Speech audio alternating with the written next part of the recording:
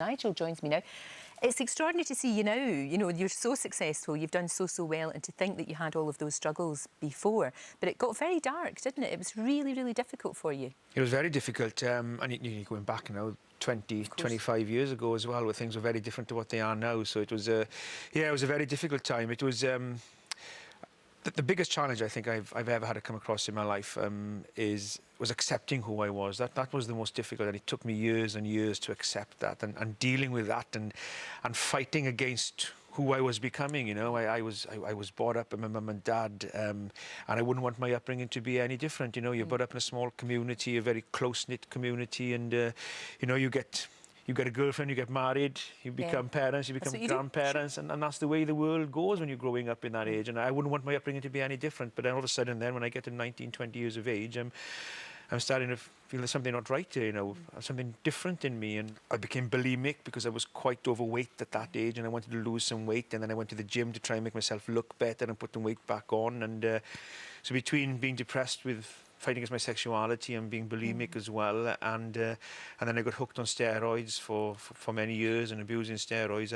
It was a cocktail of disaster really, till one night I did something that I will regret for the rest of my life, and something I have to live with now for the rest of my life. And I'll never forgive myself for what I put my mum and dad through really, when I left a note and said that I didn't tell them why. So you were fighting against how you felt for, you know, your feelings for other men. You were fighting against that. Yes, it was something totally alien to me. I didn't want to be a gay person. I'd never met a gay person, never knew what a gay person was in the small community I was brought up in. It was a horrific time, a very dark time in my life, and you know, fighting against who you're becoming. And that's when I went, you know, to about 24 years of age. I went to the doctor and said, look, you know, can I get chemically castrated? Because at that time I thought that it was a sexual urge that was making me attracted to men, and nothing else. Because you didn't understand? I didn't understand. Well, you didn't nothing have any about other points of reference. No, exactly, no, you know, and then obviously, you know, the doctor said, you know, there's no things, life is not like that, things don't work like that. And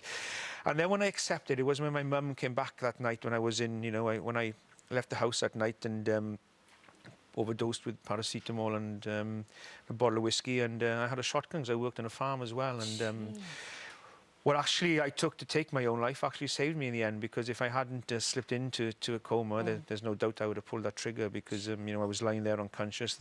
The gun was on my chest, pointing to the bottom of my chin, and when the police helicopter found me, and they were wonderful, and they saved my life. And they wouldn't come near me for a while because they didn't know if I was, you know, they knew I was alive, or what I was going to do with the gun to myself or to anybody coming close to me. And I got to hospital, and you know, the doctor said, look, I got intensive care for a couple of days, and he said, look, another 20 minutes, it'd have been too late to save you. And my mum came back then after a couple of days, and she said, look, if you ever do anything like that again, then you take me and your dad with you, because we don't want to live our life without you. And that was the moment my life changed. I sat up in bed that night and cried and told myself, look, this is who I am. There's nothing I can do about it, and I need to grow up really and accept who I was. And that was the biggest challenge. Oh, it must have been. And your mum knew, though, didn't she? Your mum. Yeah, well, when I did tell her about 6 or 7 years later, that was the biggest challenge in my life, and I was over with.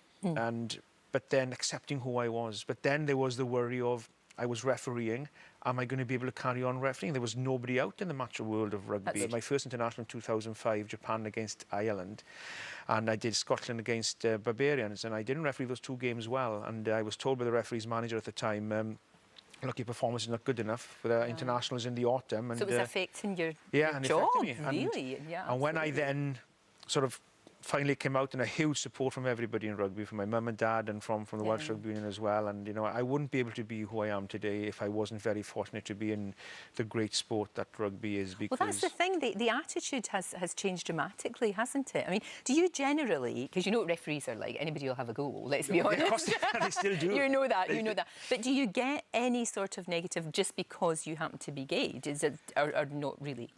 Not at all. There is, you know, but it is in the minority, same as in every walk of life. There are minority people who don't like somebody for whatever reason it is, and I can count on one hand how many negative comments I had, because, you know, what rugby has allowed me to be, rugby is such an inclusive sport, and the support I've had from everybody, from World Rugby to the Welsh Rugby Unions, from the RFU and all the other nations in the world in rugby, because it shouldn't matter who you are, you know, it shouldn't matter what country you come from, what the colour of your skin is, your sexual orientation or your religious beliefs. You know, none of those should matter one bit. All that should matter is if you were a decent human being, that you were to be treated the same as everybody else. No better, no worse, just the same. And thankfully, that's what rugby and the people within rugby has allowed me to be. And you know, I'll owe more to my family and friends, the community that I live in. I'm brought up in Moneycarrig, and to the wonderful sport that rugby is. I'll owe more to them and to rugby than rugby will ever owe to me.